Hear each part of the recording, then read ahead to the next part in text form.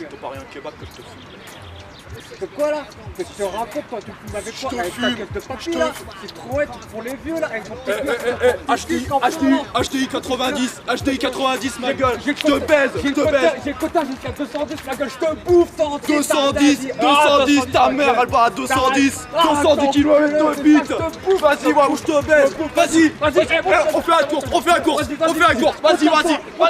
Enculé toi, tu vas voir. Je vais te niquer, Si t'arrives, vas-y. Allez, grosse balle, je vais te niquer. Que de la gueule.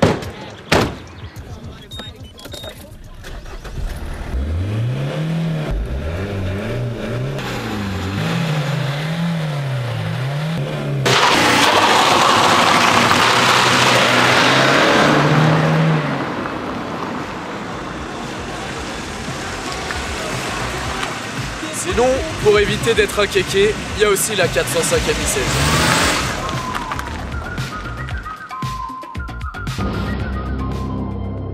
Les victoires de la 405 Turbo 16 ne seront pas sans lendemain.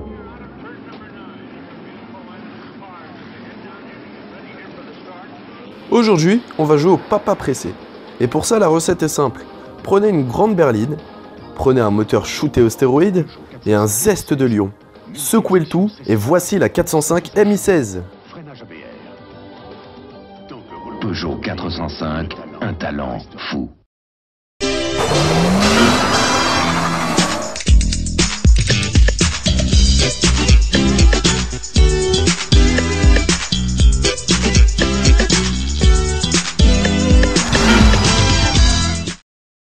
En 1988, la 405 se part d'un juste au corps et de nouvelles baskets. Les pères de famille sportifs ayant besoin de place, la 205 ne leur convient plus. Solution toute trouvée avec cette berline tricorps aux bases déjà bien dynamiques. La 405 en 1988 est élue voiture de l'année, et quand on observe les hauts de gamme, on comprend mieux pourquoi. Sans être ostentatoire, la ligne fluide et équilibrée de la 405 se voit bodybuildée par des élargisseurs façon 205 GTI, des jantes 15 pouces, des longues portées, un aileron, etc. etc. Notre modèle d'essai dispose même de quelques accessoires d'époque, comme l'interfeu. Elle a une gueule qui impressionne dans le rétro, c'est indéniable. A l'intérieur, ce qui était admissible sur la GL l'est un peu moins sur la Mi-16. Sur le tableau de bord, l'horloge est remplacée par un compte-tours. C'est lisible, mais la 205 qui est placée sur un segment nettement inférieur propose au moins la pression d'huile. Petit oubli, certes, mais la planche de bord, elle, y gagnerait si le revêtement était de meilleure facture sur ce modèle haut de gamme. À part ça, les sièges baquets ont un maintien très sérieux. Le volant cuir est agréable au toucher et la sellerie à damier met directement l'ambiance. Sous le capot, on a un moteur de 1905 cm3, le XU9 J4. Un moteur injection à culasse 16 soupapes qui développe 160 canassons à 6500 tours minute et 184 Nm à 5000 tours minute. Comme beaucoup de 16 soupapes d'époque, le manque de couple à bas régime peut gêner en ville. Voyons ce qu'il en est au volant. Commençons par la position de conduite. Elle est impeccable et les premiers tours de roue nous font découvrir une auto docile qui se mène facilement malgré un petit manque de couple. Elle se prête bien à la balade, mais un peu plus de souplesse aurait été de bonne aloi. En accélération à partir de 4500 tours minute, on change de monde. C'est comme si les 1100 kg de la Mi-16 disparaissaient au fur et à mesure que le compte-tours grimpe. La direction assistée est-elle une référence à l'époque sur ce segment? Elle est ferme, directe et précise. Un régal. On passe un rapport sur une commande rapide et précise et ça repart. Dommage que les rapports de cette boîte de vitesse soient un poil longs. C'est parfait sur autoroute, cela dit. Mais si vous voulez tout savoir, le plus impressionnant reste en 1 le châssis et en 2 les freins. Le châssis, quant à lui, est un compromis parfait entre sport et confort. En balade, c'est ferme, mais en aucun cas ça ne nous brutalise.